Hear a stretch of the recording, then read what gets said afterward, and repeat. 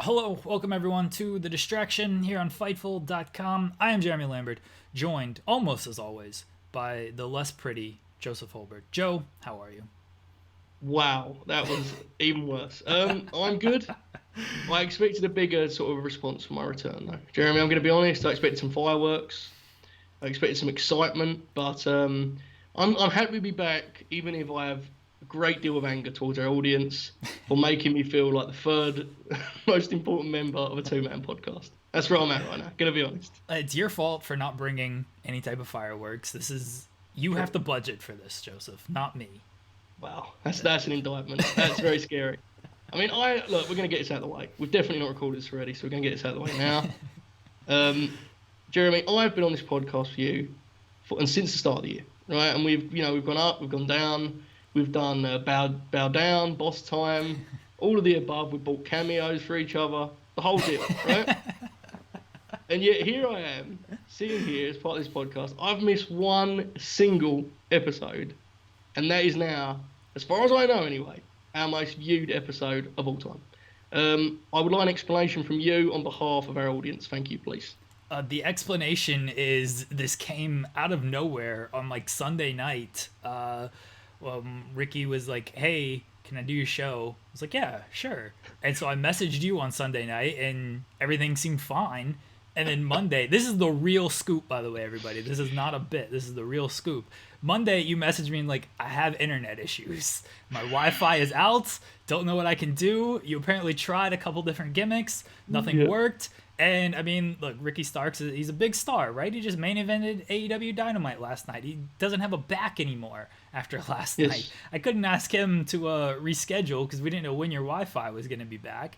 And so we did the show, and you were not part of it, unfortunately. And it was very disappointing because obviously I wanted you there. I thought our interview with him earlier this year with both of us was fantastic, and we could do more of our bits if you were there. But instead, I had to knock on AEW's door myself.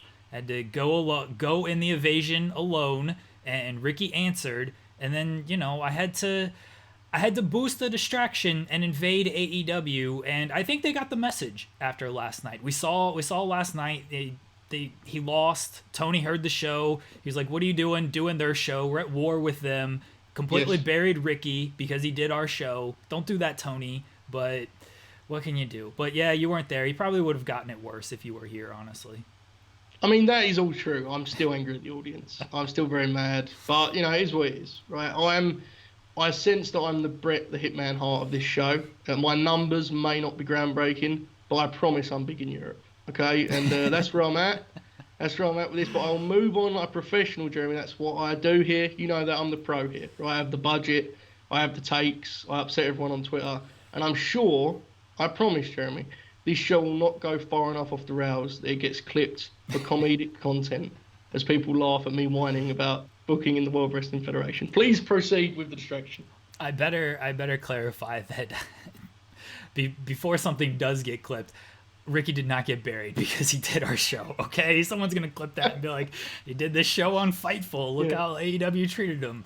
Like that didn't. The dude main evented. He's fine.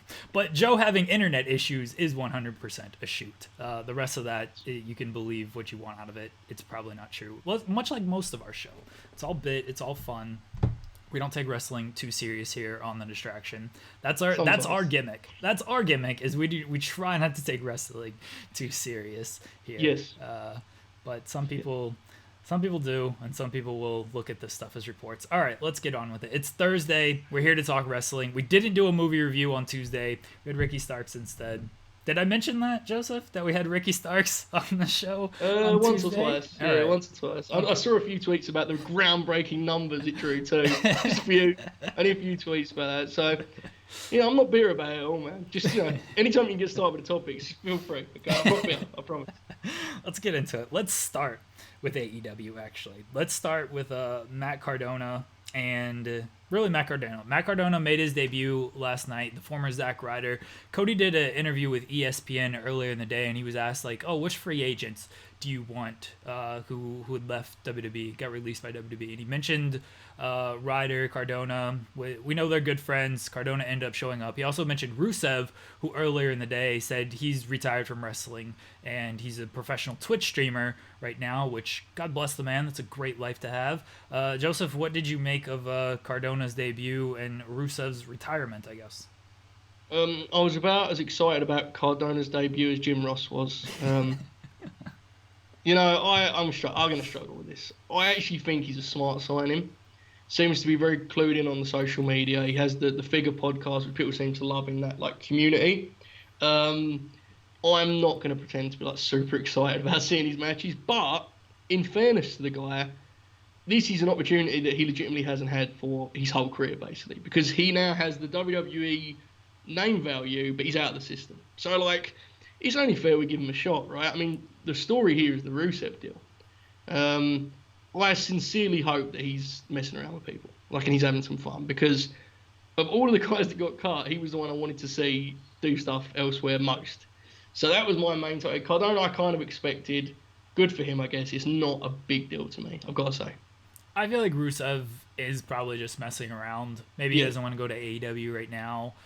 The only other option is Impact. We'll see once New Japan opens back up for flights and everything, if he pops up there. I truly think this man is probably just like burnt out on the WWE system to where he's fine taking this time off, doing his Twitch streams. He's getting a lot of fan support on that. The clips on YouTube do well. I gotta write about him all the time. So yeah, he seems to be doing well with this Twitch. Lana's getting paid. He's not worried about that. Like, Lana just signed a big 5-year deal at the end of last year, so she's still making money. I think Rusev is doing okay if he just does his Twitch streaming for however long he feels like doing it. I don't necessarily believe he's fully done wrestling. I think somebody makes a big offer to him, and I still think he likes wrestling, so he goes back. Cardona, I was a big supporter of Cardona. I remember we did our draft board, like our free agent board, after the releases of like, okay, No. who were, okay, well, we did. I promise you, this is distraction canon. This is long-term storytelling. We did this, our draft board, and I think we both have Rusev at the top, and then you were big on Anderson and Gallows. I was big on Cardona, not necessarily because of what he brings to television, but because of what he brings, off of television. I mean, you mentioned it, the social media stuff. I think outside of Jericho, no one in AEW has more followers than Cardona. Like, he's got more followers than a lot of people in WWE because he's done such a great job over the years with the YouTube stuff, with the figure stuff, which is, I'm not part of that community, even though people are sending me messed up heads of figures, and all of you should be reported for that. This is a terrible, terrible thing. You guys are harassing me on Twitter with sending messed up figureheads. But he's big in that community, so he's got a lot of follow. I think he can do very well with that. AEW needs some help in that regard. I think their YouTube could be better. Their Twitter could be much better. They advertised Diamante and Shida as a title match at one point over the weekend. Yesterday they tweeted like, tomorrow night Jon Moxley teams with Darby Allin. It's like, no, it's tonight. Like, they can't even get some of that stuff right. Like, their Twitter team needs some help there. I do think he'll be good there. The in-ring stuff, I don't know. It does scream like we are just signing our friends, and they preach being fresh and everything. Like, they've already got a lot of talent that they're not finding a spot for right now. You're bringing in Matt Cardona. That's another guy who's gonna push other guys down the, like, what's Lance Archer doing? He's throwing people through ceilings. That's cool, but he's not actually doing anything since losing to Cody. Exactly. I also think, while I'm confident that Eddie Kingston's coming back, it is not the best, like, visual. The optics of it are kind of weird, right? Like, Eddie Kingston gets the big trend of please sign Eddie Kingston. It's like, we got Zack Ryder. Like, I don't know. There was something TNA about that, in a bad way. Obviously, I'm Team Impact now. I think I'm Team Impact. So, no, I don't mean about... The last we checked in, you were Team AEW, but I think you requested a trade after last night's show. Yeah, I think I did too. Okay. I think I'm actually currently at the ROH training facility waiting to find out what the deal is with Eddie Kingston. I'm not sure yet. So we'll see what happens. But yeah, I'm with you. Was there not a time where the AEW social media posted like a match clip and it had the low battery and it just never got deleted? That was very strong. I was impressed by that. That was the Sunny Kiss and Cody thing. It was the caption for that was, "Oh, Cody almost hits the crossroads," and Cody like actually did hit the crossroads in the clip. And yeah, in the middle of it, it had the low battery thing that they didn't take off.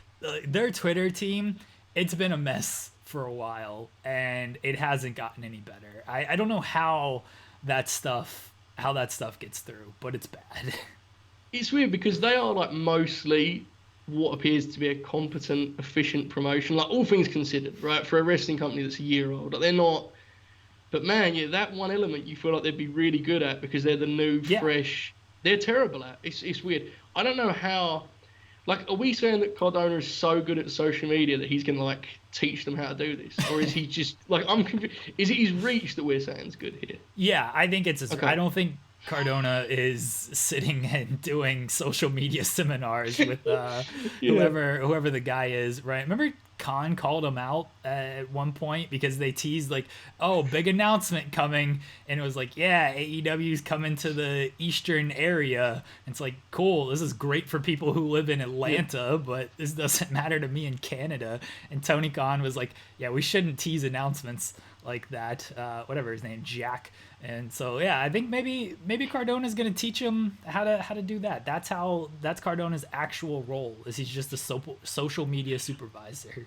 I would pay anything to see like a 10-part documentary series in which Zack Ryder sits down with the social media team. He's like clipping videos for them, and oh man, this is what I want to see. Look, I don't mean to.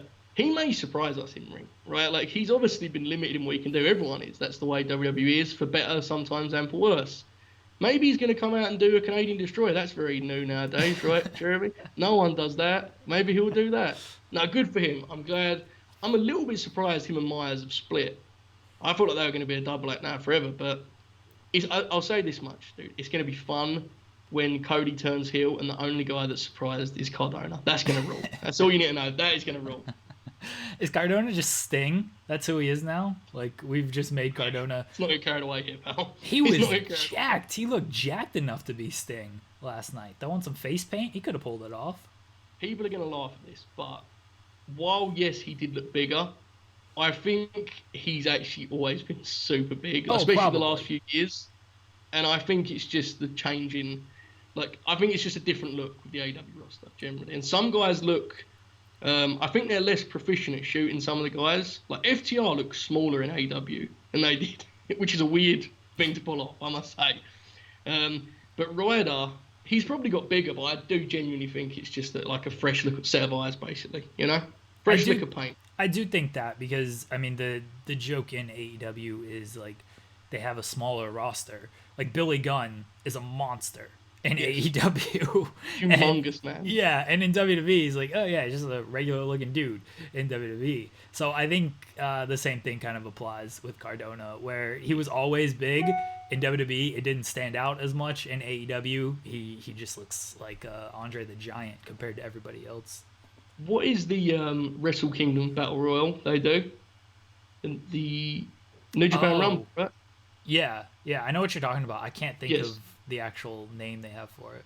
Seek out the one in which Michael Elgin clashed with Billy Gunn and just listen to Kevin Kelly try to call Michael Elgin Big Mike throughout while Billy Gunn is like 12 foot taller than him throughout. It's tremendous.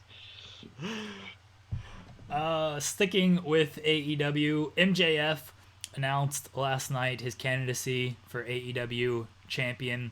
Fantastic promo by MJF. Looks like him and Moxley are on a collision course for All Out, pending, I guess, Moxley losing to Darby Allin next week or at some point between now and September 5th when All Out is. Joseph, how much are you behind or not behind MJF announcing his candidacy for AEW champion? Well, I had an opinion, and then you said that All Out is on September 5th. Yes. September 5th is my birthday. Is All Out still a pay-per-view, or should we run our own pay-per-view is my question. I think we should run our own pay-per-view. I mean, it is a pay-per-view. I don't know, I assume they're just going to do it in Daly's place because I don't think anything's going to be opened up by then. They're going to run head-to-head with my birthday and think they're going to win that battle. Really, Jeremy? Is this really what's happening? This is what they do, Joseph. They counter-program us all the time. They knew your birthday was September 5th. Yeah, I didn't know all that was on my birthday. So this was clearly their move. Yeah. But, MJF, this was a great promo. This was honestly the only thing that I wholeheartedly liked on last night's show, which kind of bummed me out. I thought it was a little bit disappointing. I mean, it was still a fun show. It missed a little bit for me.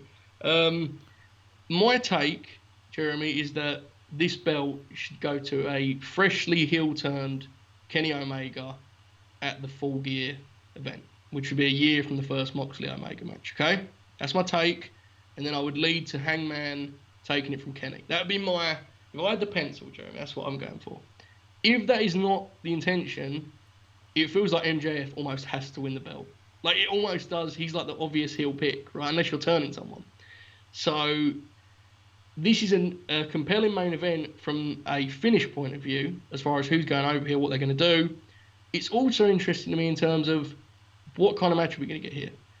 Cody did a very smoke and mirrors match with MJF. I don't agree with the notion MJF can't go. I think he kind of proved that wrong with Jungle Boy. But Moxley is a weird styles clash. I think Moxley's a lot bigger than MJF, more than we probably realise. Yeah. And I'm interested what kind of match they have and how good it is. I guess is my main takeaway. The finish is obviously interesting too. I think this is the biggest potential match they can do for the title right now. I know people are going to say, okay, yeah, you can do Hangman and Moxley. Look, technically, Hangman's still a babyface. Same with Omega. Same with Cody. MJF is their top heel. I don't think... I mean, is there somebody else that I'm just missing? No, I don't think so. I mean, Jericho, but there is someone you're missing. Yeah. Yes, Jeremy, there's someone you're definitely missing, Jericho. But, I mean, Jericho's been reduced so much. I mean, he did his match with Moxley. Yeah. That was a big match, obviously. But since that match, Jericho's been reduced a fair amount. Doing this, the Orange Cassidy stuff has been fine. That 10-man tag last night did him no favors. He's very much comedy Chris Jericho right now, which is fine. It just doesn't scream this is the top heel in the company stuff to me. Compared to MJF, where it's oh yeah, this guy is this is the guy you hate the most in the company. So he's the top heel in my mind, and Moxley, because he's the champion, kind of de facto top face, and I mean he is. So this is the biggest match they can do. I loved MJF's promo. Didn't care for the rating stuff. I never do. Everything else besides that was great. And the great thing about this is it is very much like the Chris Jericho and a lot of heels throughout time. The Jericho Shawn Michaels feud, where it's what he's saying is true, but he does it in such a dickish way that he's the bad guy in this. It is true that it's oh yeah, we're supposed to be different. Here's this former WWE guy coming in here and he's our world champion and everything. It's all true, but he's such a dick that you hate him for it. Yeah, I must say I'm struggling to see what the leading arguments are for the still remaining MJF isn't really all that camp. I've got to say, I think it's starting to become pretty obvious that he really is that good and we should be excited about him. I mean, I understand, some of the stuff comes across a little try-hard, fine. This promo is just objectively great, right? This isn't some, wink-wink stuff. This is a great promo, and if Moxley has enough time to do this exact program and gets in the right gear, the promos here are going to be very strong. So, it's interesting. I mean, I assume... Do we think they're going to be able to cook up something that isn't the world title match to main event all out? Or are we saying this is the actual main event, right? No, this will main event. I think AEW's kind of shown... I guess the Stadium Stampede was something different. In the world title, didn't headline on that. But for the most part... And then the unsanctioned match, but that was unsanctioned. So I don't think they're going to have anything that headlines over this. I could be wrong. I don't think they are. Do you think MJF would be enhanced or hurt by a lengthy match that is very traditional in layout, or would you prefer this be shorter and more wild? Is my main question. I would prefer it to be a little bit shorter and wild. I think it can start kind of as like traditional wrestling, but a lot depends on the promos. Like if Moxley just comes out and is like, yeah, I'm gonna just murder you. Like I'm tired of your shit. Like I'm just gonna murder you. You can't start with a lockup. That's I hate when they do that in companies. But I think you can start with that, and Moxley, because Moxley can wrestle. Like we've seen it. He can do kind of some chain wrestling stuff. But Moxley's character is more just like beat the shit out of you. And I think that's what the promos will probably lend it to, more of that, where MJF is like, this is who you are. And Moxley's just like, yeah, it is. And now I'm going to punch you in the face, and you're going to have to deal with it. It's very interesting because to me, this is like the last box to tick for an MJF. Like if he goes on last at this pay-per-view, which is, I don't want to say it's their biggest pay-per-view, because I feel like every time their next pay-per-view comes around, Cody will do an interview and be like, this could be our WrestleMania. Like he does that every time there's a pay-per-view. So I don't know. But if MJF goes on last and the show ends with everyone being like, yeah, that was a main event, there's very little to say against the idea of just being like, man, MJF should just be the champ for a year. Like, he's so good already that if he ticks that box too, I don't really know what... At that point, what are you waiting for almost, right? He's incredibly good at this point in his career. Your point of you would have a heel Omega take the title from Moxley on the 1 year from their first match, and then go from there. That's interesting because I don't disagree with that. If you put the title on MJF, I'm more like, all right, who's taking it from him then? Obviously, like, there is Omega, there is Hangman. They're teasing so many different layers and turns with those guys that it's very hard for me to say, like, oh yeah, MJF would be, or Kenny Omega, babyface Kenny Omega would be the guy to take the title from MJF right now, because they're teasing a heel turn for him. Obviously, you can do that. You can put the title on MJF. Hangman can turn on Kenny. Kenny can pretty much go into like, all right, I'm done with this tag team stuff. Best Bout Machine stuff is back. Stupid nickname, by the way. I'm back to this. And he just runs through everybody, has these great matches, wins, culminates with an MJF match, winning the title, and all this stuff. Like, you can do that. There are so many different directions they can go with this world title program, and then even the programs below it that I find it fascinating. Yeah, my concern with my one concern with putting the belt on MJF here is at some point or another they're going to do some kind of elite Civil War deal. Whoever is splitting or turning, whatever is happening with FTR and on, like, something's going to happen here. And my concern would be that you end up in a position where MJF is like the co-main event defended against Darby or Jungle Boy, while like the actual main event is all the stuff with Hangman and Omega anyway. Does that make sense? Like, I'm concerned, but I mean, even at the same time, it would still help MJF. So it's not really a big issue. It's just something to look for. I agree with you. It's fun to be able to like logically look at where they could be by Revolution next year. Like, you could reasonably map out where the title's going in that time. I just think it's hard to say until we see what happens with Hangman, Omega, the Bucks, Cody, that whole thing, I guess. I would be very worried about the Elite Civil War and all that stuff overshadowing the title. Yes. Because I don't think AEW wants to do that. They shouldn't. It's not a direct apples-to-apples comparison, but we all know the Punk title reign where he just like never main evented because Cena was always main eventing. Yeah.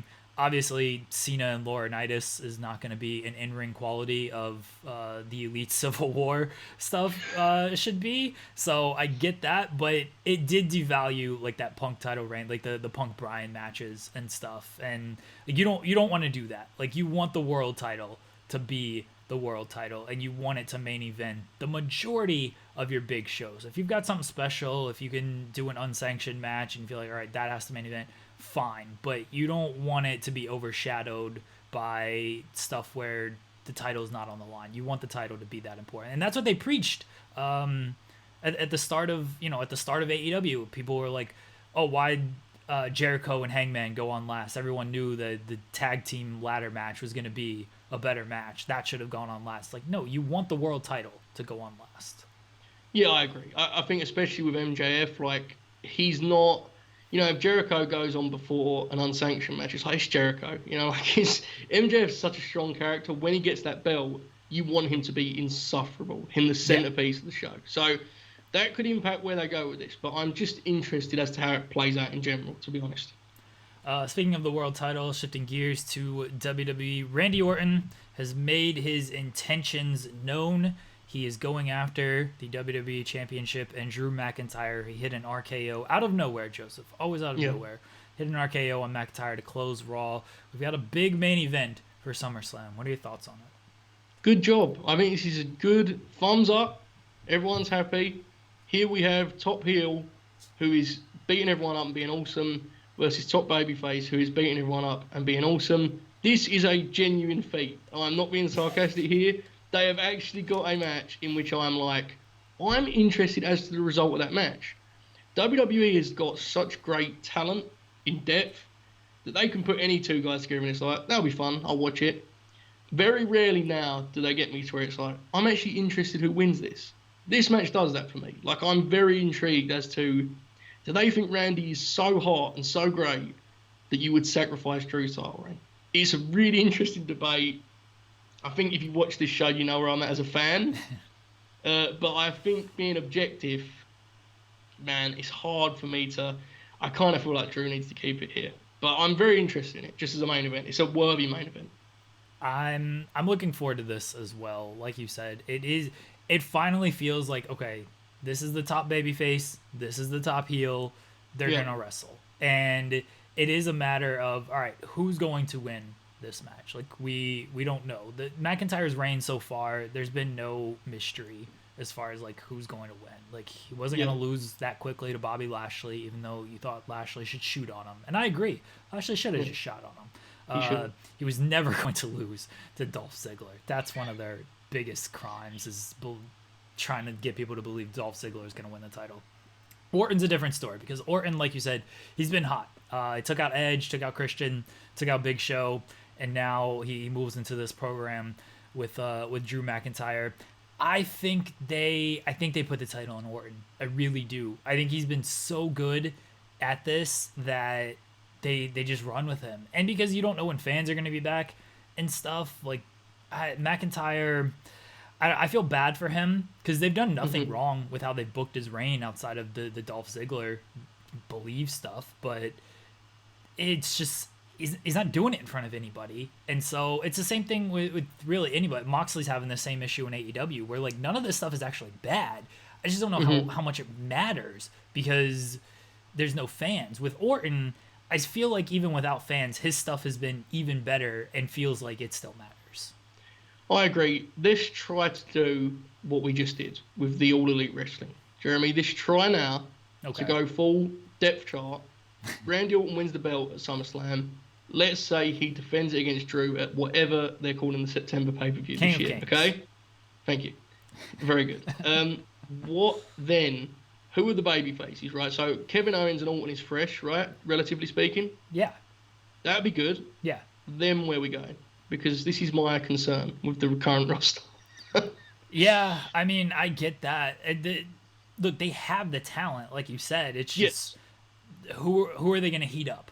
Like, who's going to be the challenger of the month, essentially? Because that's all it is. They don't heat anybody up long term. It's just who are we going to put in this position for the month? Yeah. You could do Mysterio if he resigns. You can do that. I would assume he gets revenge on Seth, and then he can challenge for the title. I'd like to say Aleister Black. They've killed that poor dude. Like, they've just they've done an incredible job of making him feel not important during the empty arena era, which is sad because he wasn't losing before this. He was undefeated. Like, his loss the other week was like his first loss on the main roster, and they just didn't make a big deal about it at all. Other baby faces, are we just like missing people? I mean, it's a shame because Aleister Black and Orton would be awesome. Mustafa Ali and Orton would be incredible. And then even before they murdered him, Ricochet versus Orton would be good. Yeah. But they're all like, they would be so hard to take seriously as title contenders. You know, like, we probably are missing people. We missed Chris Jericho earlier. We don't have a clue what we're talking about. But I'm just, trying off the top of my head, like, I do think it's an interesting... I mean, the other big deal is, so, Edge, if you put the belt on Orton, and then your end goal is then we'll do Edge's redemption story as he wins the title at WrestleMania. I'm sorry, man. I just think that is like, that seems bad. I don't know if that's going to help anyone. I really don't. Like, it's a cool story, but man, I honestly don't know if the way to fix the current issues is to do Edge and Randy Orton again at WrestleMania. Like, I'm fine doing the match, but doing it as the big angle where Edge gets the title, that seems tough to me. It would. It wouldn't be a great idea. It just wouldn't to try to put the title on Edge at WrestleMania. I don't even think like putting the title on Orton in 2020 is the best idea in the world, but there's no denying how good he's been over the past few months. So in that aspect, like, okay, fine. But yeah, I'm sure Edge would be good in that feud too. It's just like at some point you've got to get somebody else there. Like you've got to get. So here's one. And I don't think they're actually going to do this, but here's one. What if Ciampa comes up and they build off of that? Ciampa's not doing anything in NXT. I think Karrion Kross killed him and he's done, and that's the end of that. There's no, I know Ciampa has said like, oh, I don't want to go to the main roster because of the travel and bump card and stuff. Like you're all in the performance center now. There's no travel. You're shooting everything in the same spot. I don't know if you're putting the title on Ciampa. He's at least a challenger for Orton, and it's something new, and it's something they haven't just like completely murdered on Raw every week. I would definitely do the program. I would not. He would not be the guy I would coronate with Orton. But I don't think that was what you were suggesting, right? You were just saying the program, and I'm for that totally. That's a good idea. I mean, it's always good to remind yourself how many options they really have. Yeah. Because at some point they're going to shake these rosters up quite soon. It's been like, when was it, October last year? Well, yeah, but you got to factor in the brand-to-brand invitation and then the trades that have been made and expiring draft picks. True. So. I mean, I guess I would be concerned if Randy Orton won the belt in August, beat every babyface on Raw, and then dropped it to Edge in April. That seems troublesome to me, I must say. But at the same time, man, I mean, I guess, does it matter at this point? Does it matter, Jeremy? Are we just talking about stuff that has no relevance at all? I don't know. I'm sure someone will debate it with me, but Orton, my one issue with the Orton thing, and he did this week, they did a better job of it. You know the promo where he was like, Rock and Austin, and he was like, I blow those guys away in terms of accomplishments. Yeah. That's the way I would go with this. More greatest of all time, like historic stuff, where you make it clear that Randy is an old guy who is still awesome. The Legend Killer stuff is frighteningly like in a time warp. Like it's like what he's not framed as an old guy, or is he an old guy? Because having Ric Flair in his corner while he beats up actual old guys is very scary. Because it's like they're trying to convince me that Randy hasn't been there for a very, very long time. So I would like for him on Raw to be basically like the elder statesman who somehow is still better than everyone, than to just pretend that he's still like young Randy Orton listening to Ric Flair. I guess is my point. Here's the challenger, Joseph. You ready for this? Yes. Big time babyface. First off, we did kind of forget somebody because he hasn't been on television in like a month now. He's the United States champion, Apollo Crews. They could put him in there in a match. I watched every Apollo Crews match. I did a feature, and he, bless his heart, was not even at the pay-per-view. We'll never discuss Apollo Crews again on the show, ever. It's not his fault, but it's just happening, okay? That's the way it is. Here's the challenger, Joseph. Randy Orton wins. He wins at SummerSlam. He goes, you don't even do it. You do the Edge program at Survivor Series. I don't even know if Edge is going to be backed by Survivor Series. You just do the match anyway. Okay. Do the match at Survivor Series. He beats Edge. You go to the Rumble. I assume all this is taking place in the Performance Center, by the way. Fans aren't coming back until 2025. You do the Rumble. You know who number 30 is in the Rumble, Joseph? Jeremy Lambert, Fightful Wrestling. No. Okay. No.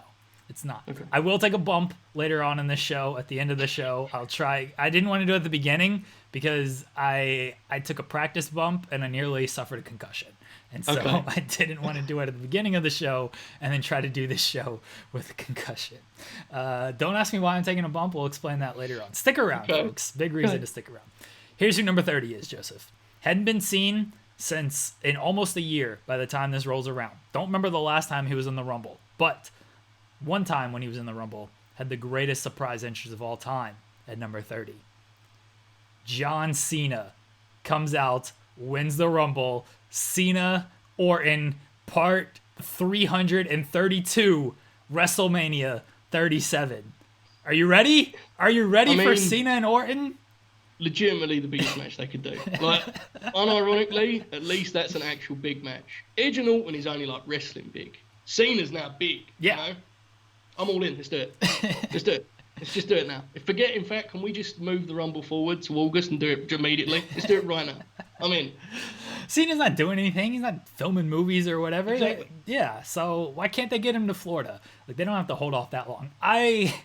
Do you think they've contacted Cena and been like, hey, can you come do these empty arena shows? Our ratings are terrible. What are you doing right now? I mean, he sacrificed enough with the Funhouse thing. I think he basically like murdered his own character on television and was like, okay, now just leave me alone, please. Let me move on now. So I don't think you're going to see him. But it'll be nice, and we could all have those tweets where we go, the GOAT is here, and we all retweet each other and pretend we always like John Cena. Great. Pretend we always like John Cena. Some of us have always liked John Cena. I believe you. I really do. But some people, it's not to be believed. You know who they could actually have challenge Randy Orton, because they need more titles, is Sasha Banks and Bayley. Yeah. They hold all the gold now in WWE. Bayley is the SmackDown Women's Champion. Sasha is the Raw Women's Champion. They're both the Women's Tag Team Champions. Joseph, what do you think of all the gold Bayley and Banks? I don't have a cool nickname for them like they do. It's something, man. I couldn't watch Raw. Tony Khan cut my internet. Yes. Which was actually good because I couldn't watch Raw. And I have now watched the YouTube clips. Jeremy, did you know this match has got less views than Nikki Cross versus Alexa Bliss, and they were posted at the exact same time? I promise. They were posted the same. Anyway, this is not good. I'm not in. I'm out on it. And the main reason I'm out on this, and I'm not lying here, is because it has been explained to me that the best case scenario is that Asuka gets more serious and wins the belt back at SummerSlam. To which I say, what is even the point? What are we doing? So Asuka is going to win the belt back to do the same programs she could have been doing this whole time. I'm sorry, I just don't. To me, this whole match, Banks-Asuka, was a cool way to give Extreme Rules an actual good match and to give Sasha something to do. Now we're just like, Asuka's title reign was terrible. Like, for what? What has actually been gained here? We're enhancing an angle that already has more than enough to the point where people want it to happen already. Like, what are we actually doing here other than papering over cracks and delaying the ascension of the people that are actually on the Raw roster? I just don't understand what's the worth of this other than we're going to sell a few shirts with all the gold and all that nonsense. Like, I just don't get it. That's my thing. Joseph, they didn't have a choice. This is how they had to book this. All right? I know, I've heard. Yeah. There was no choice on this. Look, I said it before Extreme Rules. I thought they were going to put the title on Sasha because I think they're delaying this Bayley and Sasha thing as long as they can. I still think they're delaying it as long as they can, and I think that's kind of evident by them putting the title on Sasha on Raw. I didn't like that finish. The match was good once again. That finish, we'll talk about the finish here in a bit, but I didn't like that. I get what they're going for. I really do. And you know what? If Asuka gets serious, turns into Kana, comes out, wins at SummerSlam, you can tell the story of, all right, we have serious Asuka now. Sasha once again failed to defend her title. Like that's the theme, right? That's the narrative. Sasha wins, can never defend it. So it builds into that narrative. That builds into the Sasha Bayley stuff where once the turn happens, Bayley can say, like, you only won this title because of me. You still never defended it. Like, I get some of the direction where they're going with this stuff. My issue with it is just, like, how it's happened. I don't, like, the Extreme Rules stuff was terrible. The Raw finish, that was terrible as well in my mind. Like, they're giving us these matches, fine, just give me a clean finish on this. And you also, like, you nuked Asuka's title reign for all of this because that title reign, she was handed the title, essentially. I know she won Money in the Bank, but she was handed the title, and then she defended it. I'm not sure she had a clean victory in any of her title defenses. Like, it was just all count out, DQ, or needed help with something. Like, there was just nothing clean about any of these defenses.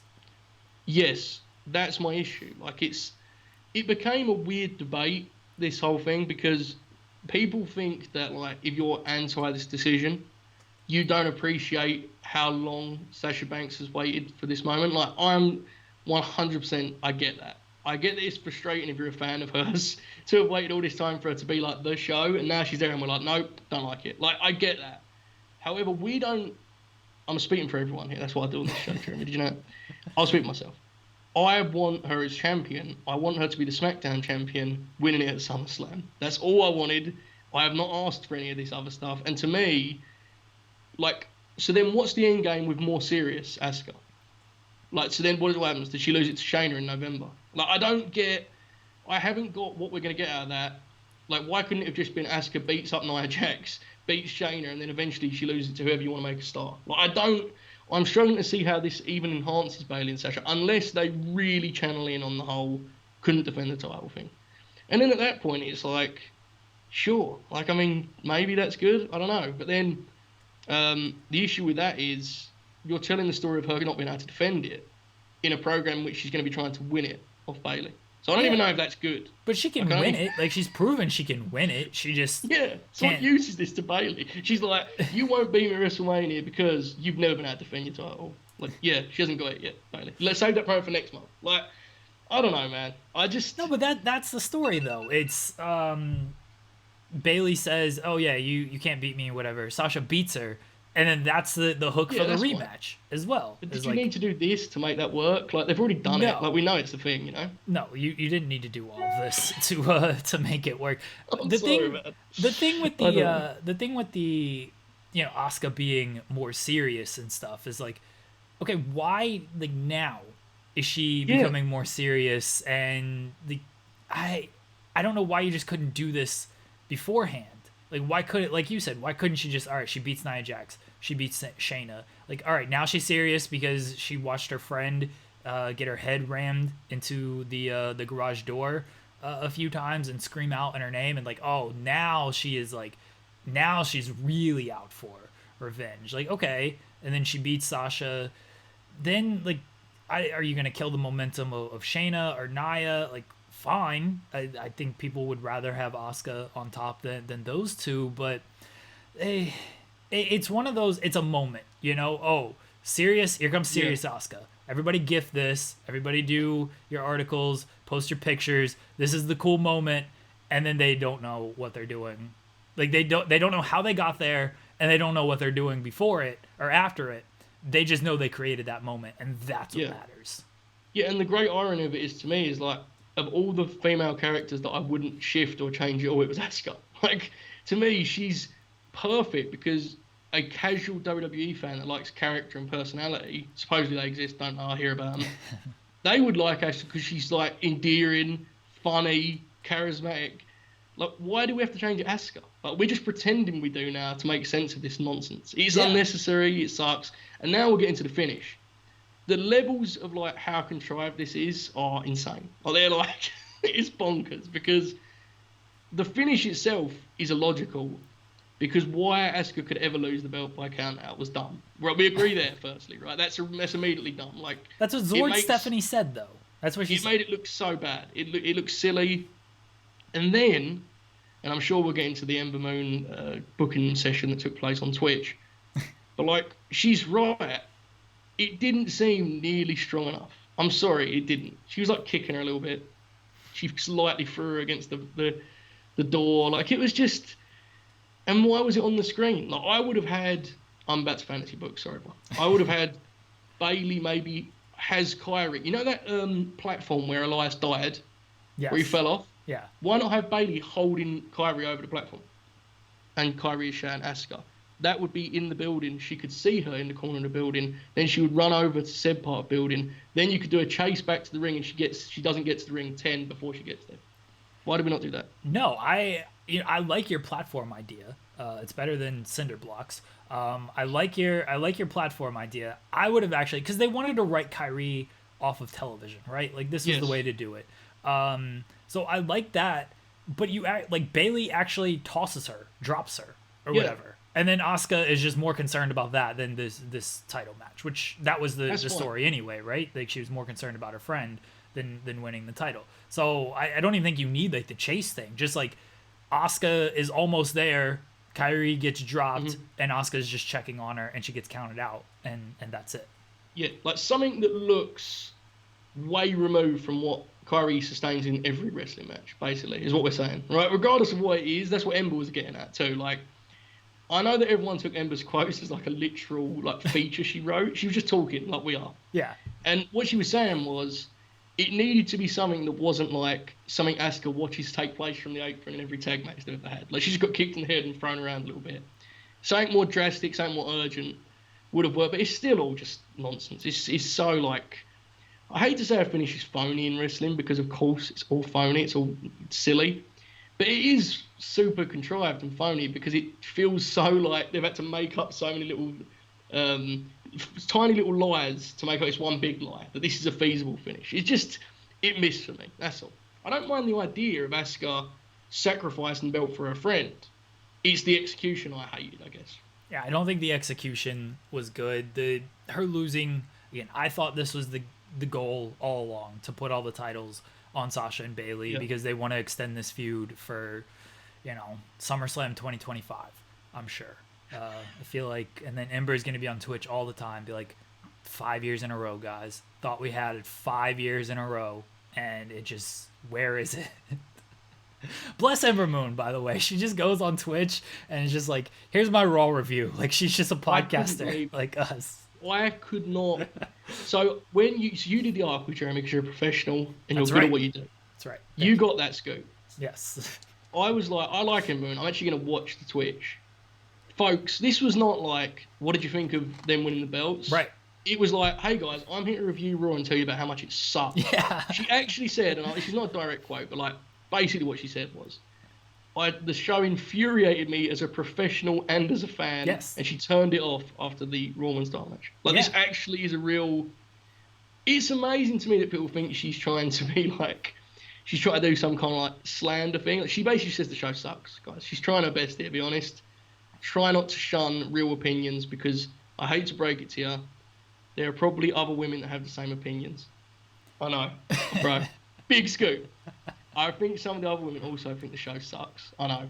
Wow. Wild takes. I wrote that in the article. Is like, she's reviewing Raw. Like, this isn't just something, it was a Q&A or whatever. Like, she broke down the segment. She got all these segments and she got to the women's title segment. And yeah, she said, I turned it off. Like, I could not watch it anymore. Yeah. And she's like, that first hour and a half, back to back to back, like, just none of it connected, none of it hit, none of it made sense. It's something like you just don't hear it a lot from people who are actually still signed with WWE, but you hear it all the time from people who aren't in WWE anymore. Like we've discussed it. Like all these shoot interviews, they go on Talk Is Jericho. I guess they're just interviews nowadays. So people just talk normally instead of shoot. Everybody's shooting.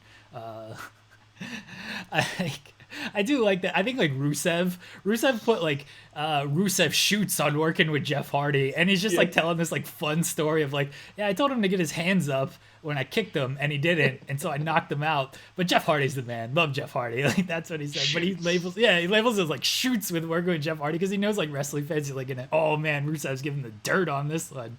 Rusev's awesome. All these Twitch streamers, this is what they should be doing. Why aren't they doing this over pro wrestling? Like I thought I'd like uncovered some like hidden treasure. I was like, what is this? Like she's just talking about, she does this what we do, but like better than us. And she actually works for the company. Like I couldn't fathom it. She said before she started reviewing it, she said that she like might work on creative. She did mention this. I don't know if that's a scoop, Jeremy, but she said something about there's talk I might help out creative, and I was like, man, that'd be fun. Like it's very rare that someone has actual opinions. I know that sounds silly, but oftentimes like people in the industry, they respect the narratives, right? Like happy for them, they're really good. Like it is what it is. This Twitch stream was not that. It was like, yeah, that sucked. This was terrible. He's not that good. It was wild. So, by the way, I know we're going off topic here, but she was more mad. She was crazier and angrier about Mustafa Ali losing than you were. Yeah. She was enraged. She couldn't fathom it. She was so mad. And I agree with both of you, but that's another topic for another show that we'll actually never get to because it probably won't ever be important enough. There you go. My point before I went on to the shoot interview tangent was like all these guys who are released by WWE and they do these interviews, like they all say this stuff. We talked about it with Gallows and Anderson's. Like these dudes knew this stuff was terrible and they wanted out of their contracts like 6 months after they signed them because they're doing putting pumpkins on their heads and stuff. It's like they know this stuff is bad. They just don't say anything while they're with the company. And Ember is just like, I'm on Twitch. I'm just going to say it. So bless her for that. I mean, I guess she's at a point career-wise, right, where it's like, if she gets back, she's going to be so happy that she won't care about any heat from, like, what she said on Twitch, right? Yeah. Like, it's just... Hopefully she does get back, but regardless, I think she's going to be around making people mad on Twitch because people get real... Like, you know that you said the 2 SummerSlams comment? Like, the way people were technically breaking down that exact quote, it was very infuriating to me. She just meant we've been waiting years for it, guys. She wasn't talking about SummerSlam. She was just talking, okay? It was fine. But I think she legitimately was talking about stuff because remember that was the joke last year. It's like, oh, they're saving it until SummerSlam. Or yeah, the like year before. she was... Because what happened was last year, Banks wasn't around before SummerSlam. Right. So people were like, this whole thing is invalid because that one comment is impossible. Can't be true. It's like, no, she's just talking, guys. It's not that deep. This is fine. But it was the year before. I think she did clarify that, like, oh yeah, it wasn't. Yeah, she did. I know. Read the article, people. Exactly.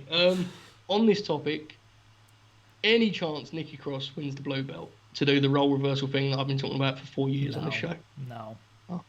Sorry. Right. Sorry. What do we think's happening there, though? Seriously, because I think last week's stuff with Bliss Cross was actually good. Like, the match was very good as a match. You would never have known it because Michael Cole just refused to get it on track. He was just letting them do their thing and was like, oh, whatever. They told a pretty neat story. So, do we agree Nikki's turning here, or are they going to do the really simple, boring play? I think it's better if Nikki turns. I don't know. They'll probably just turn Alexa, honestly. Like Probably. I'm always keeping my expectations low. And my expectations are they're just going to turn Alexa because that's the easy thing to do. And they can build up Nikki as they love their sympathetic baby faces who then eventually just like turn heel because that's what they end up doing. So I think that's what ends up happening here. No, I don't think there's a chance Nikki wins the title. I do think it's better if just Nikki loses. She loses clean. Like she loses clean and then Alexa just like tries to console her or whatever. She beats her. Yeah, and then Nikki just like snaps on her and is like, no, like you don't get it. She hinted this before, like you don't get it. Like that's it. Like I have nothing else. Like you're gonna get all these shots, you're gonna get all these opportunities and stuff, and she just snaps on her, and that's where you go. I just don't think that's gonna happen. And I mean, maybe, that's 100% where it should go. Carry on. What was you gonna say? Oh, and maybe that makes Nikki the babyface, honestly. And it makes this is the issue. Is like if Alexa turns. Like, she kind of has reason to. Like, Nikki was a dick last week, right? And that's why I hate those turns. I know everyone loves Shade of Grey and all that nonsense that we do on here, but to me, the story is better if, like, Alexa actually sincerely was happy for Nikki last week. Like, she wants her to win the belt. Yeah. There's no funny business here. And Nikki's so caught up in it, she can't see that. The issue is the team shouldn't actually even be breaking up. And in 3 months... we're going to all just be like, why did they even break them up? They're doing nothing. So I don't know why we're talking about this. The only reason they're breaking up, Jeremy, is because they're not breaking up Banks and Bayley. And I will argue that forever. That's all that's happening here. They haven't got the tag titles, so break them up, right? And then in 3 months, we'll be doing like Alexa and Sonya Deville. That is the thing, is they're just breaking up these teams. Like, they just broke up Sonya and Mandy. And, I mean, the story was going somewhere, and then stuff happened. Like, they hinted at, like, an Iconics breakup.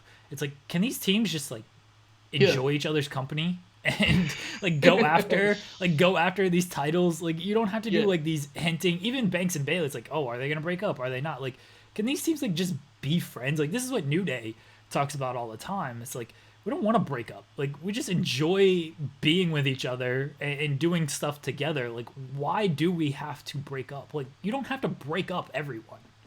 Yeah, like that's my most frustrating deal here is, let's imagine they're doing Nikki heel. It's like, well, your end game there is what? Like to get Alexa over as a singles babyface. It's like, you could definitely just keep her in the team and have her do stuff as a singles babyface. You see what I'm saying? Like, they always have to go the whole way. They'll destroy the whole team and then be like, right, what next? Like, that's just, it infuriates me. Like, basically what I'm saying is, I think the program will be good, but I am very, very concerned that they actually have no plan, because I pretty much know they have no plan.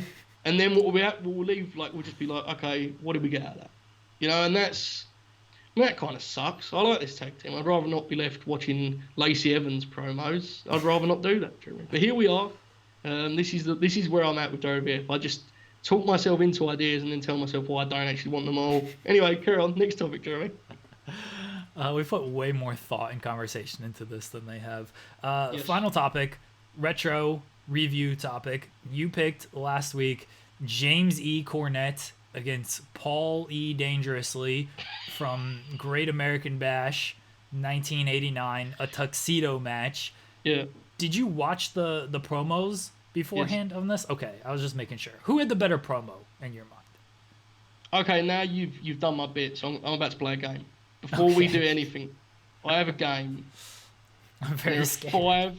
There are 5 questions here. Oh my god. For you, Jeremy Lambert. Okay. And I'll go now from here. In 1989, who would you rather have cut a promo for your life? James E. Cornette or Paul E. Dangerously? What are they doing? Like, they're selling the killer to not kill me? Yes. Okay. Give me Dangerously. Okay.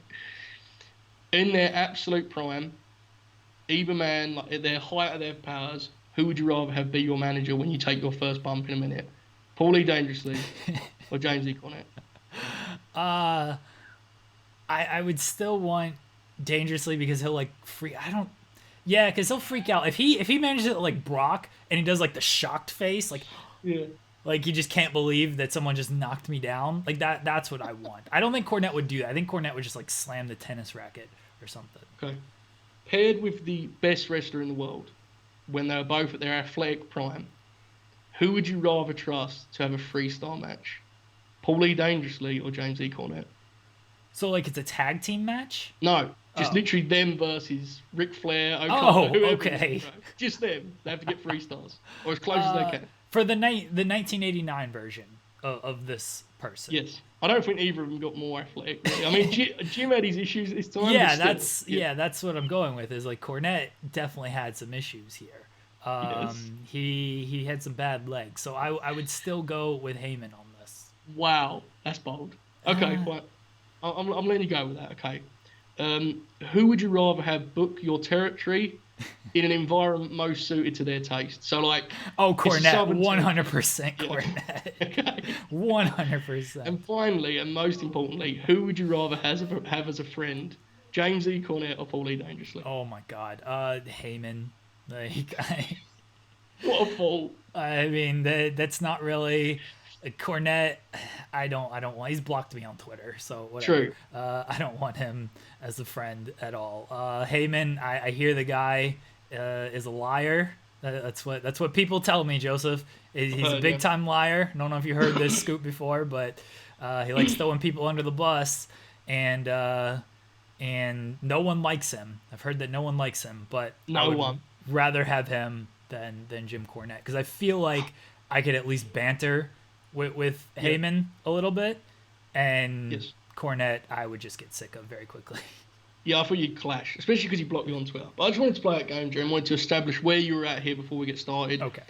Firstly, this card is like peak what happened here. Why did this go downhill? What happened to the industry we love? This card is insane. It's great. I don't know if you have it pulled up there. There's some great stuff on here. You have Flair and Funk. You have War Games. Steamboat, I think, was working Luger here, right? Was what was going on? It was a lot of fun. Do you have notes on the 2 promos that took place on the show?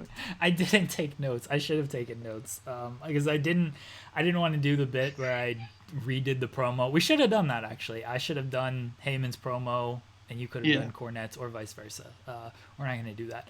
No. I didn't take notes though. I thought Heyman's was better. He lost me where he's like, I'm standing at the edge of New York and like I'm coming after you and stuff. What did he say? Like I'm leaning over. It was very. Yeah, he was like, he said he's been living dangerously his whole life. Yeah. And he said something. What was the thing he said about? I can't remember. He was like, I lean over the edge of buildings. Yeah. He said he said he stands on the beach when the hurricane comes in. Yeah. Incredible. Paul Lee quote. That's where Matt Hardy got his theme song from. Yes, this is incredible from Paul Lee, in which he says, and it's a fair comment when you hate a man. He says, I don't care about winning the match. Yeah. I want to take you out. And it's like, in fairness, considering to win the match you have to take the man's clothes off, like I'm totally for this approach from Paul Lee. Now, granted, when he wrestles the match, he doesn't really approach it that way. I wouldn't suggest, but a little bit. Okay. Yeah. Cornette's promo is capped by the fact that like he's trying to get the people on his side. Yeah. Not get them, they want to be on his side, they love him, but like the whole time he's like, I'm also doing this for everyone else that hates Paul Lee. So he was doing it for AJ Styles and the Machine Gun Cole Anderson and the Big LG. By the way, quickly, side note, Josh Matthews calling Doc Gallows the Big LG is like, to me, peak wrestling. Because they'll never explain what the L stands for in this setting, but he's the Big LG, Doc Gallows. Tremendous. But yeah, Cornette's promo was capped here. What was not capped, however, Jeremy, was Cornette's mean face as he runs to the ring, which is like, Lance Archer would be like, man, that's a little much. Like, it was incredible. I'm so glad you mentioned that because him, I mean, you can call it a run to the ring. I like to think he was just like, you ever seen like speed walking? I legitimately think it's like an Olympic sport. Yes. Like speed walking, this is how he was walking to the ring. It was like a half run, half walk because I'm not sure he could like run fully, but he wanted to like show he was serious and meant business, so he picked up the pace a little bit. And yeah, his face when he's walking to the ring, oh my, this was the best part about all of this. Like the way he just walked to the ring. I was just like, at this point I heard JR and my mind just, I stopped watching the match. I was like, what? Because you got to say it's amazing. I mean, this is 31 years ago, right? I'm no mathematician, but that's correct. 31 years ago, JR is still doing commentary on television. Now, granted, allegedly. Yeah, last night, probably not the best night to make this point. And like Cornette is, he's not in the industry, but he's around. He's relevant because people want to keep him relevant. Yeah, but like he's not vanished, is my point. And then Paul Lee, he's still getting himself over as a liar. Like Paul Lee's still way in the game. Like I was just left amazed that these fellas are all still playing the same character effectively. Jim is a lot more like upbeat here though, which makes sense. He's sat for a lot of terrible stuff, but Jim Ross stays. Jim Cornette is always mean, but Jim Ross seems happy to call this tuxedo match. Would you agree, Joe? Yes. Much happier than when he calls a 10-man tag, I would say. He'd much rather call Jim Cornette and Paulie Dangerously trying to rip each other's clothes off than a Marco stunt match, 100%. Yes. However, credit to these two men for actually doing like limb work. Yes. And Cornette was not here to play games, pal. He was selling this like it was like the all-time. Paulie was nailing his knee with a phone. Cornette was screaming in agony. There was a moment where the crowd just was like silent, and all Paul had to do was just do like one strut, and they were like, "Yeah, we hate him. We absolutely hate him." Man, this was just so easy for these guys. I mean, they actually tried, which I admire. But honestly, they didn't even have to. Like the crowd was so ready to see Jim Cornette pull off Paul Heyman's clothes. Would you agree? I mean, that's an amazing statement. That's true. They actually were very excited to see this. Good on them. That's all I can say. They worked like really hard. I think Jim Ross went into it like ready to just be like, all right, this is gonna suck. Yes. And then he saw that, oh wow, these guys are actually like gonna go out there and try. And so he's like, all right, I better call it. Like they're serious and they're out there to try. They worked really hard in this match. Like they took fine bumps. Heyman banging on Cornette's knee. First with the phone, and then he would punch it, and then he would stomp it. Heyman went to the powder gimmick twice. He had a lot of powder stored up for this. He went to that gimmick twice. You knew Cornette wasn't exposing anything. Like that, what the shirt he was wearing, that thing was like triple buttoned, pinned together and everything. Like Heyman is tearing at this thing, and it ain't coming undone at all. Like, Cornette's like, nope, I'm going over in this match. You're the one getting your clothes ripped off. Ain't nothing coming off with this jacket, all right, buddy?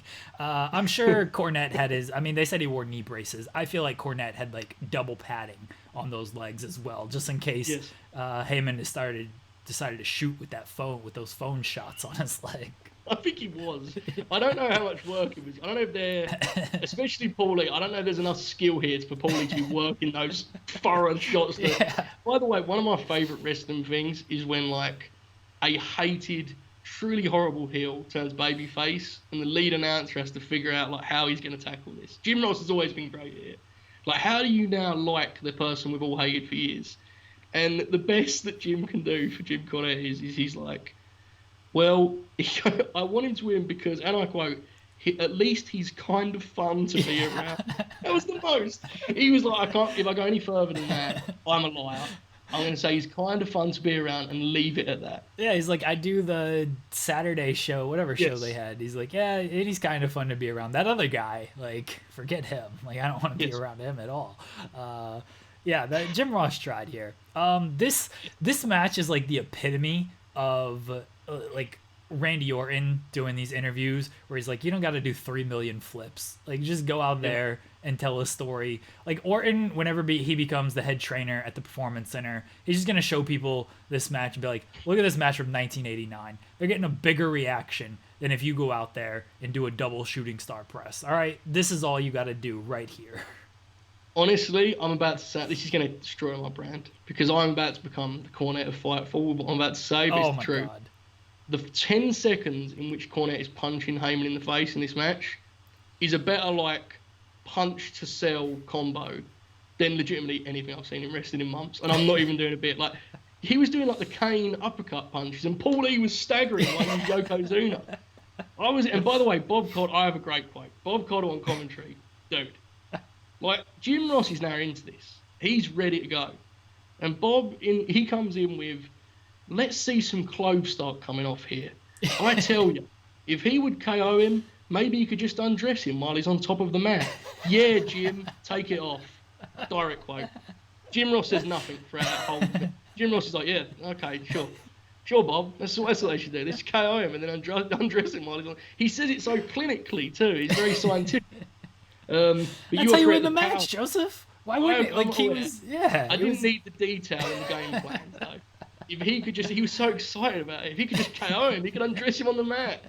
It was weird. I don't know where to go with this, but the powder backfired in the end. Jamie, didn't it? James, he won, and Paul, he run off like every heel should, made a fool of himself, and the crowd was like ready to go home. They're like, man, what a victory for our man, James E. Cornette. This was genuinely like a case study into like old wrestling and like, where did we go wrong? Where did we break the system that now men take skateboard thumbtack spots? What happened here? Ricky, what happened? Tell me. I want to know what happened to this industry. I don't know. Ricky is taking a light tube to the back from John Moxley in a couple of weeks. I can report that. Nobody write that. You were saying nobody write, and I was like, exclusive. Post it now. Nobody write that, please. The crowd was into this. I was expecting like the absolute worst. Like, it's a Jim Cornette Paul Heyman tuxedo match. I'm sure I've watched this when I've watched like the entire Great American Bash many years ago, but I have no recollection of it. So I was expecting the absolute worst, and it wasn't bad. Like, for what it was actually very good. Yeah, and if you watch the whole show, like, I haven't seen the show in a long time, but if you watch it, I would bet this is actually like a useful escape from serious wrestling. I would actually imagine, because it looked like a pretty stacked show. So this is a good example of how wrestling can always be a variety show. It just, this element of silliness didn't take away from the serious stuff, because it was just like, these guys can't wrestle. Like that was what it was, right? I don't know. There's a balance there, I think, but I agree with you. It was a lot better than I thought it would be. I'll say that much. Are you ready for my pick for next week? I am. Okay. Never been more ready. All right. I'm going to go with my favorite match of all time. The 100% shoot Wow. Yes. Alexa beating Sasha Banks for the Raw Women's Title on Monday Night Raw. Man, that's a cool choice of yours. That's your favorite match of all time. Going with my favorite match of all time. Yeah. All right? Okay. From WCW Uncensored, the Doomsday Cage match, the Mega Powers against the Four Horsemen and the Dungeon of Doom. All right? That's what we're going with. This is going to be a pain to take notes for, though, isn't it? There's a lot going on here. There is. I don't remember. I've watched this match plenty of times. I know this like show has like it's like a street fight, and it's Sting and one of the Road Warriors against like Harlem Heat, and they do like the double screen that is like just impossible to keep up with. I'm pretty sure they do something similar here where it's like a triple screen of what's like going on in all the different cages and stuff. But yeah, it's gonna be difficult, but this is what I want to review. Look, we got Star. This is the big Zeus Hogan rematch that no one talks about. They talk about a SummerSlam match and everything. They don't talk about the Doomsday Cage match. I like that you say this, like, the SummerSlam match fills our timelines every week. People are like, man, do you remember the... Like, it's still kind of a weird one in history, right? It's still one of those... I think it's still a trivia question of sorts. We don't spend enough time talking about the fact that Rip murdered a film character in the film of which he was Rip. And then that film character was actually in real life, if he was still alive, but he fought Hulk Hogan, who played Rip, and killed Zeus. How does that make sense? Well, that's why WCW was smarter. Like, this isn't Zeus, this is Z Gangsta. Yes, that's much better because they blurred the lines. Yeah, just like Hogan and Rip. I mean, Rip is enemies with Zeus, not Hulk Hogan. He just portrayed Rip, right, Jeremy? Help me on this. It's why I love so much. You know the Vince promo?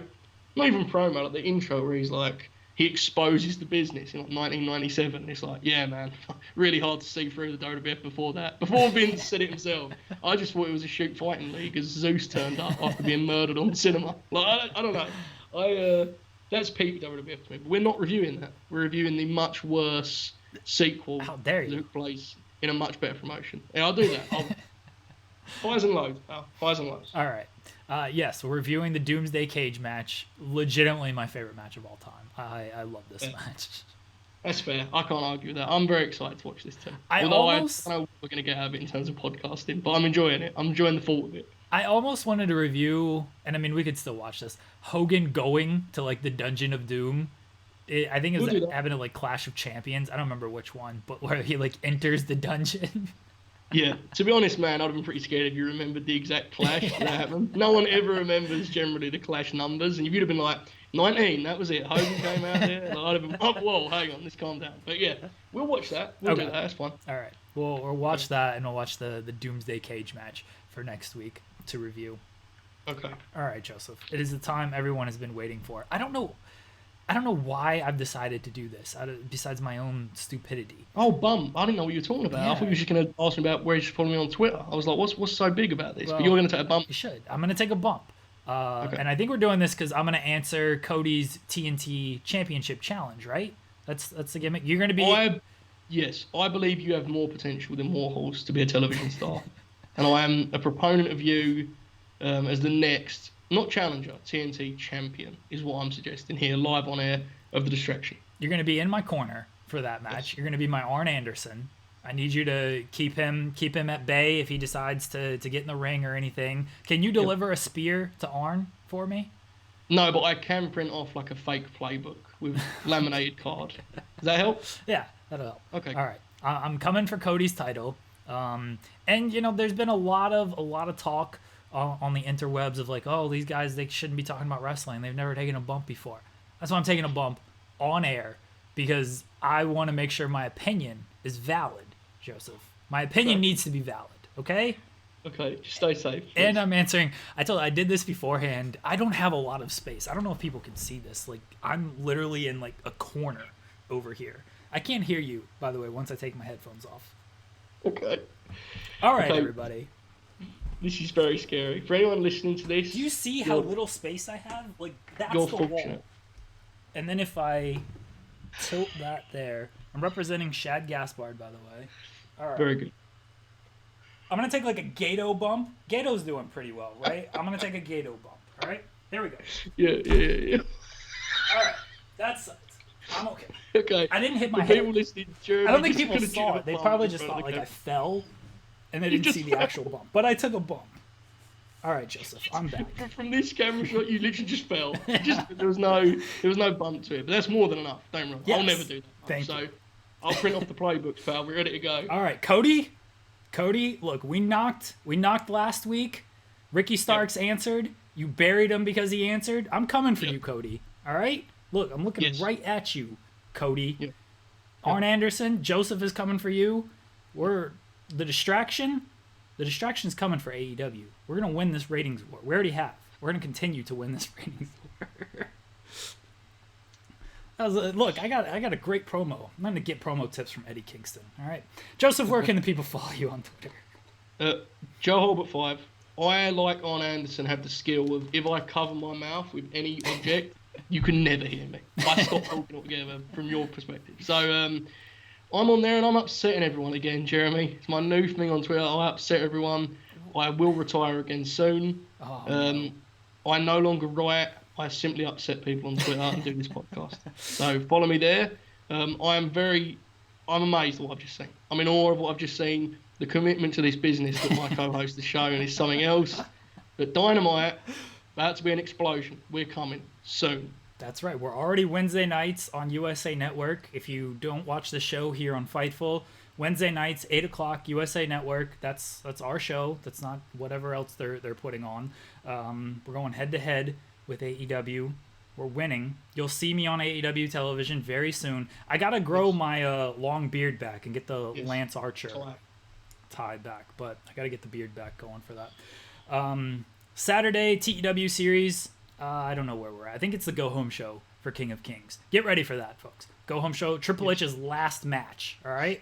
Big time. It's big time stuff. An amazing angle that I booked with Triple H. This past Tuesday, we did not do our movie review. Ricky Starks, you may have heard of him, main evented AEW Dynamite last night. He was on the show instead of Joseph. Sorry, Joseph. Ricky Starks is on the show, though. This Tuesday, we will review They Live, so check that out, starring Roddy Piper. I'm probably going to have to rewatch that now since we missed it this past week. Yes. So we do movie reviews on Tuesdays. We'll be back next Thursday, as long as WWE is not dead. The financial report is out by the time everybody hears this. The stock market, I'm sure, has gone crazy because of it. Hopefully the Fed is still doing okay. Follow me on Twitter, at JeremyLambert88. I watch SmackDown now. I take notes. Watch the SmackDown post-show. Have we been SmackDown? If Alexa Bliss turns heel on SmackDown, I'll just ban it, so I never have to watch it again. Is that fair? Yeah, sure. You have to watch it regardless. Yeah, I have to watch it regardless. But if people want my thoughts on it, they can just watch the post-show. Exactly. Yeah, so... Clearly they're not here for me, right? More people tune in when I wasn't here, so they should just forget SmackDown. Let's just talk about the stuff that only I watch. Well, what's Impact? You're banning Impact on your side now, right? So, I don't know where we're headed, folks. Jeremy's about to become a wrestler. I'm a failure as a draw, as the distraction co-host. Things are on the rocks. We'll try and rebuild here. All right, everybody. We'll be back on Saturday.